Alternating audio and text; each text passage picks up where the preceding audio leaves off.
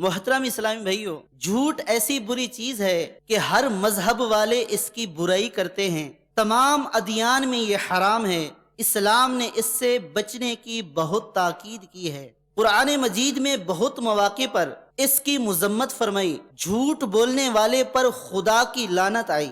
حدیثوں میں بھی اس کی برائی ذکر کی گئی۔ اس سے متعلق بعض احادیث پاک ذکر کی جاتی ہیں۔ چنانچہ حدیث پاک میں ہیں، ان ابی ہریرہ، حضرت ابی ہریرہ رضی اللہ تعالی عنہ سے روایت ہے، قال النبی صلی اللہ علیہ وسلم، سرکار صلی اللہ تعالی علیہ وسلم نے ارشاد فرمایا، آیت المنافق ثلاث، منافق کی 3 نشانیاں ہیں۔ اذا حدث کاذب، جب بات کرے گا تو جھوٹ بولے گا، واذا وعد اخلف، اور جب وعدہ کرے گا تو وعدہ خلافی کرے گا، وَإِذَا اُؤْتُمِنَ خَانَ، اور جب اس کے پاس امانت رکھی جائے گی تو اس میں خیانت کرے گا۔ سرکار صلی اللہ تعالی علیہ وسلم نے اس حدیث پاک میں منافق کی 3 علامتیں بیان کی، 3 نشانیاں بیان کی۔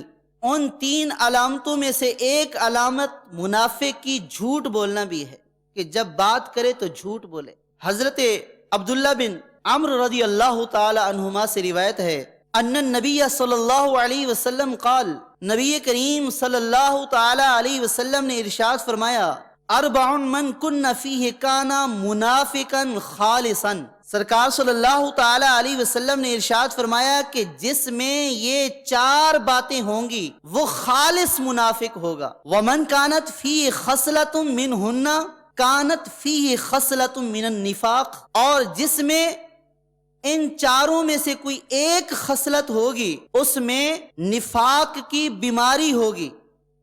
جس میں 4 ہوں گی تو وہ خالص منافق ہوگا، اور جس میں ان 4 میں سے ایک ہوگی تو اس میں منافقت کی علامت ہوگی۔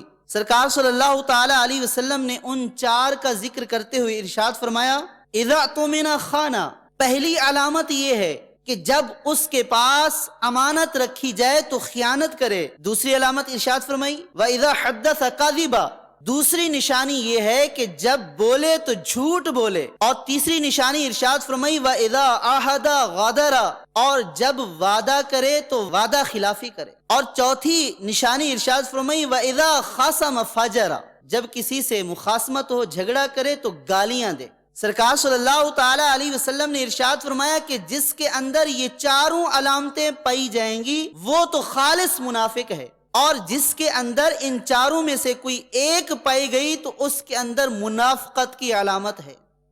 میرے محترم اور پیارے اسلامی بھائیوں، سرکار صلی اللہ تعالی علیہ وسلم نے یہ 4 علامتیں بیان کر دیں۔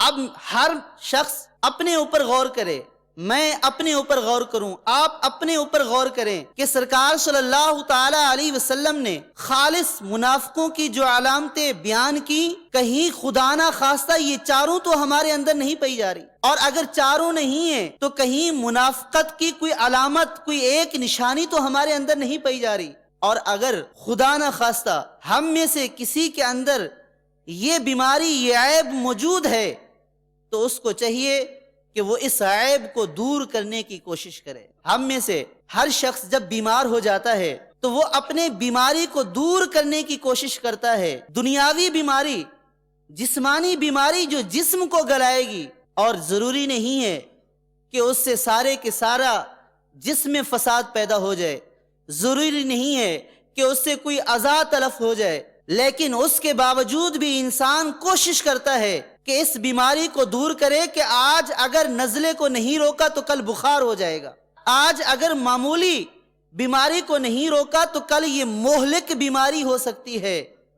یہ تو ہماری جسمانی صورت ہے کہ جسمانی بیماریوں کو ہم اس طرح مثال دے کر روکتے ہیں کہ نزلے کو روکو کہیں بخار کا سبب نہ بن جائے۔